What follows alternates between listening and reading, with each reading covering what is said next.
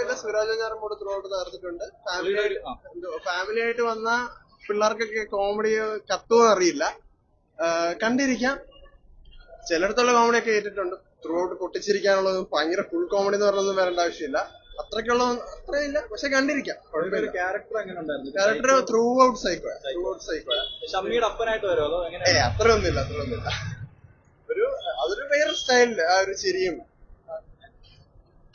Family ആയിട്ട് വന്ന പിള്ളേർക്ക് ഇതെങ്ങനെ കത്തുമെന്ന് എനിക്കറിയില്ല. പക്ഷെ ഫാമിലി ആയിട്ട് കുഴപ്പമില്ല.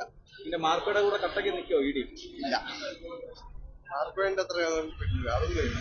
ഇന്ന് ആദ്യം ഇടി തന്നെയാണ് കാണാൻ കയറിയ. ഞാൻ മാർക്കോ കണ്ടിട്ട് പിന്നെ അടുത്ത നല്ല ഡിസ്റ്റുള്ള പടമാണ്. കെടിലോൺ സുരാജിന്റെ പെർഫോമൻസ് ഒക്കെ കെടിലോൺ അടിപൊളി പടം. ഫാമിലി ആയിട്ട് കാണാൻ പറ്റിയ പടമാണ്. അതാരും എനിക്ക് നല്ലതായിട്ടാണ് തോന്നിയത്.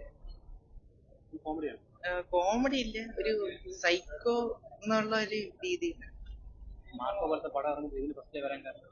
എനിക്ക് 18+ അല്ലായിരുന്നു. അപ്പൊ എനിക്ക് ടിക്കറ്റ് കിട്ടിയില്ല. അപ്പൊ അതിലേക്ക് മാർക്കോട്ട് ചിരിക്കാനല്ല, ഒരു ട്വിസ്റ്റ് ഉണ്ട്. പിന്നെ അത് തന്നെ ഒരു സൈക്കോ പോലത്തെ ഒരു പടം. കൊള്ളാം. കൊള്ളാം. അത്യാവശ്യം ട്വിസ്റ്റ് ഉണ്ട്, കോമഡി ഉണ്ട്, സൈക്കോ ടൈപ്പാണ്. കാണാൻ കൊള്ളാം.